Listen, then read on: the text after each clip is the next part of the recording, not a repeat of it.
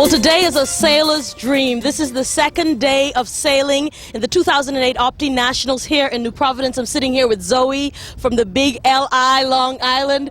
And Zoe, your kids are doing so well so far. Tell me what's happening with your junior sailors. We're having a fantastic time out here. We have a second place overall right now in the championship fleet and a fourth place in the green fleet, and all of our sailors are in the top half of the fleet. So we're very pleased with what they're doing. That's the starting gun right now. Wow. And they're off. This is the start now.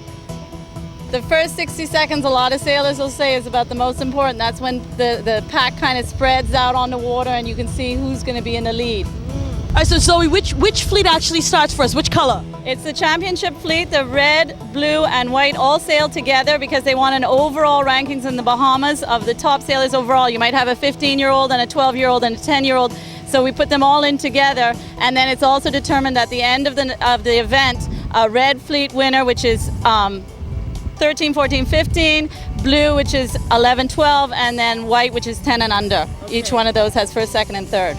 They're headed towards the windward buoy. If you can look far out in the distance, you see a boat and a buoy next to it. They head straight into the wind. This person in number 10 is about to make the windward mark? Yes, he's coming around the buoy first, it looks like, if he can make it. Now tide is pushing them really hard, so he had to tack back to try and make the buoy. Okay. That's Daniel DeCardenas, and Chris Sands is coming up also, but he's got to come back also to try and make that buoy. A lot of them seem to be misjudging how strong tide is, and it's taking them a few more tacks than they had anticipated. She has way over him. She's on a starboard tack and 2 boat lengths too. She's got right away, so Bianca Illing. Wagner is third, and Theron and boat number 2 are fighting it out for 4th and 5th around the buoy. 5 successfully around the buoy, and now number 67 about to make his tack.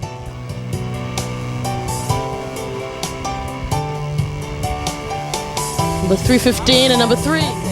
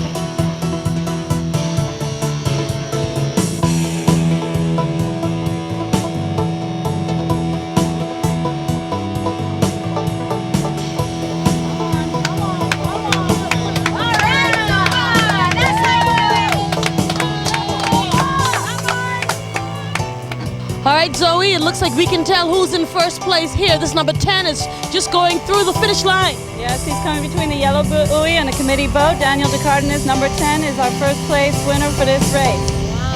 Wow. Number 44 coming through for second place. This would be Chris Sands coming through second place for our first race of the day. Right. He should soon get his whistle. And third place at... All right. Which means he's 11 or 12 years old. Way to go.